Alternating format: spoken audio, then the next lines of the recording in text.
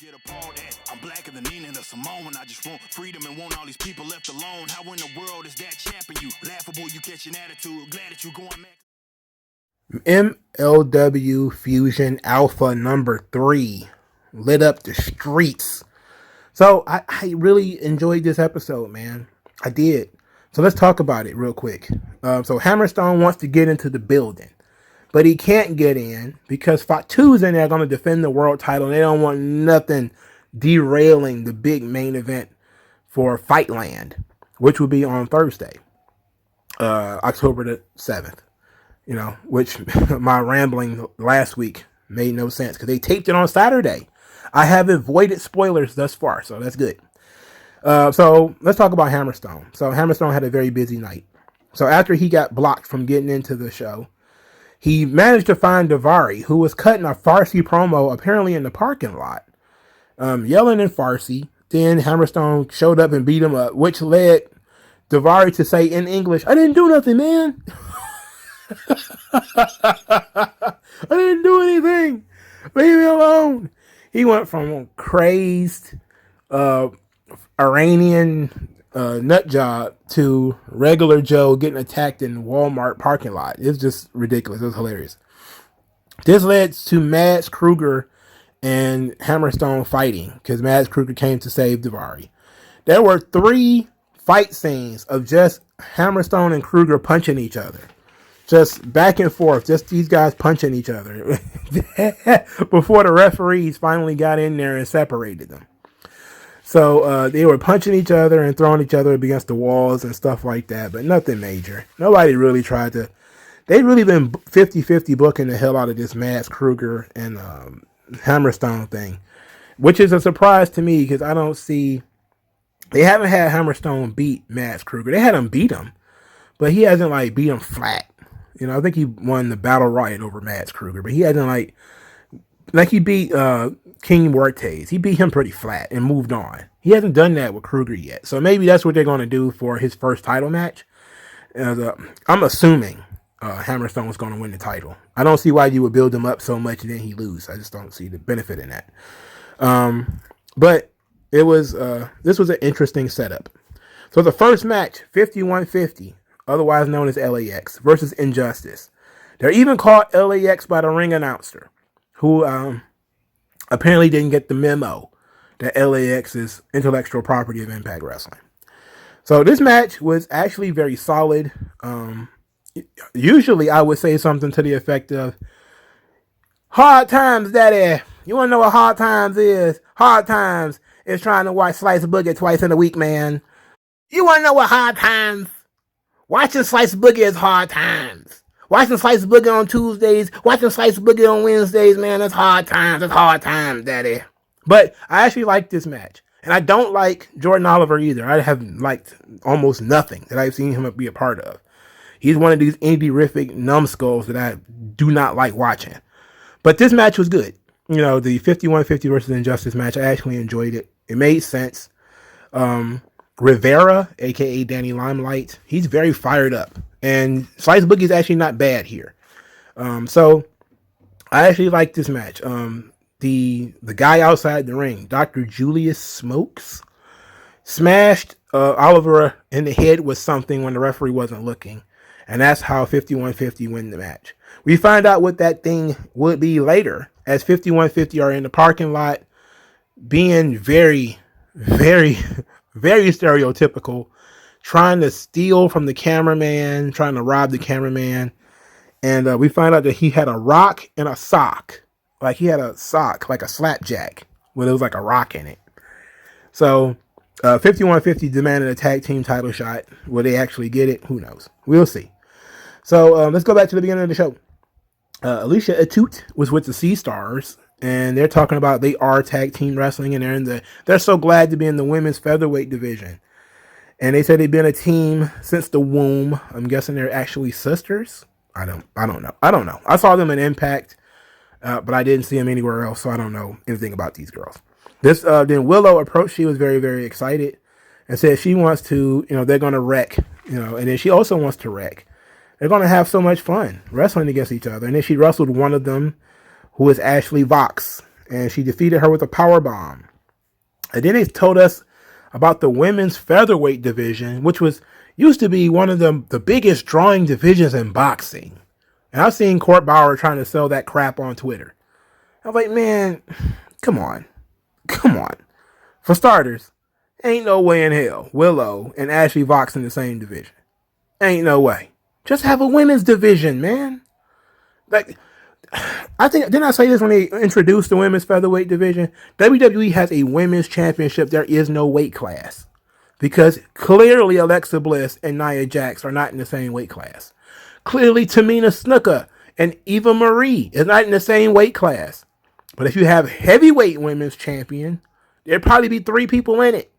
So you just kind of have to say women's champion. If you're going to go with, why not just do MLW women's champion? Because Willow is bigger than everybody else, and she actually uses her size. It wouldn't be like, so, I don't know, man. Court needs to chill. Just have a women's championship, dog. Stop trying to be fun.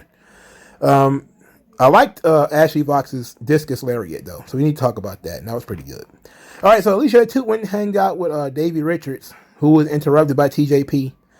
TJP said something to the effect of, incels say that wins and losses don't matter. It's all about the journey. To which Davey Richards asked Alicia Toot to leave because it was about to get ugly. As soon as she stepped out of the sight, TJP slapped him and they got into a fight. Okay. That slap was pretty vicious, though. I gotta say that was pretty dope. Then Joseph Samael. He cut a promo before Jacob Fatu wrestled Matt Cross. And he says that fighting Fatu is a suicide mission. And that Hammerstone isn't just MLW's best hope. He's their only option. And that they're going to drive the stake into the heart of MLW. And after Fatu rips you apart, I'll be sure to burn the evidence. I love Joseph Tamayo's promos. He is so good. And the key to a good promo is to be colorful.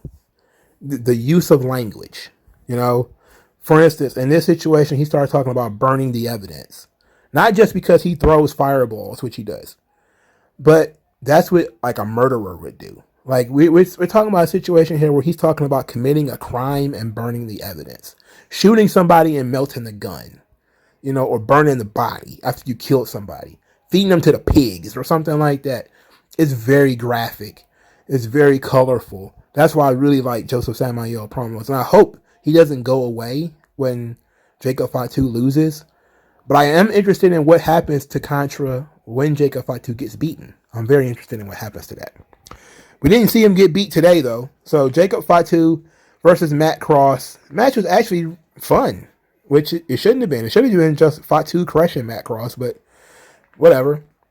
I don't see why a midget like Matt Cross was even allowed to pick up Jacob Fatu. Why spoil it? Like, that's one of those things, man, where it could have been a Yokozuna-like spot where, he couldn't move Jacob Fatu. He kept, trying to pick him up, but Matt Cross is too small, and Fatu was knocking him down and all that kind of stuff. And then we have Hammerstone pick him up on Thursday and just, boom, take him down. It'd have been like, oh, shit, because it put over Hammerstone's strength. That's what all this stuff is about, right? To put over Hammerstone. So, of course, Jacob Fatu wins with the double jump moonsault, a.k.a. the BME, the best moonsault ever.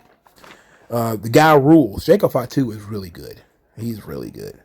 I wonder how long they're going to be on Vice. I guess we'll get an answer to that question when Fightland actually happens. So, after the match, Matt Cross is put into a body bag and covered in the Contra flag. And he's carried out by the Contra goons, the Sentai Death Squad. He's carried to the backstage area where there's a hearse waiting for him. And what we get is Alexander Hammerstone attacks Joseph Samael in the parking lot. He attacks him, and Joseph Samael tries his best to fling a fireball. And the fireball just flies off into the air.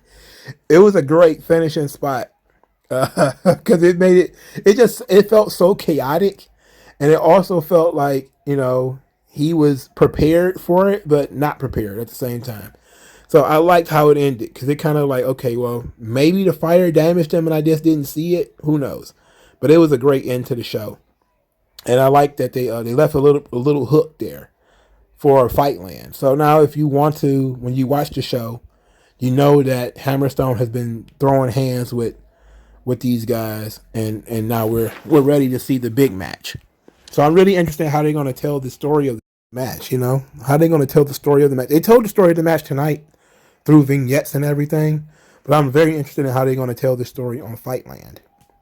You know, especially in the ring, how they're going to tell the in-ring story. I'm very interested in that. I'm very excited for Hammerstone versus Fatu, and it's, to me, it's far more exciting than, you know, what you're going to see on Dynamite, what you're going to see on Impact, most of what you might see on Raw.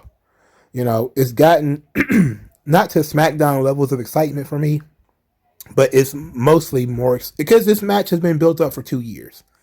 You know, it's very rare that you'll find a wrestling company build up a match for 2 years and be engaging and not, you know, full of crap like the AEW 1 year storyline between Adam Page and Kenny Omega, which saw Adam Page spend most of his time drinking and hanging out with jobbers. No, they did it the right way with Hammerstone, where he was being dominant in his division, but saying, hey, I want to go up to wrestle for the world title, but those guys are, you know, they're dodging me, they're ducking me, you know. And then, of course, the pandemic actually helped too. So they actually used the pandemic to their strengths. So that's a good thing. I'm very excited for Fightland. Let me know what you guys think in the comment section below. Like, share, subscribe, and I'll talk to you guys later. Tell me what's worse than learning all that you led to believe was all horse crap. They distort, so question as if you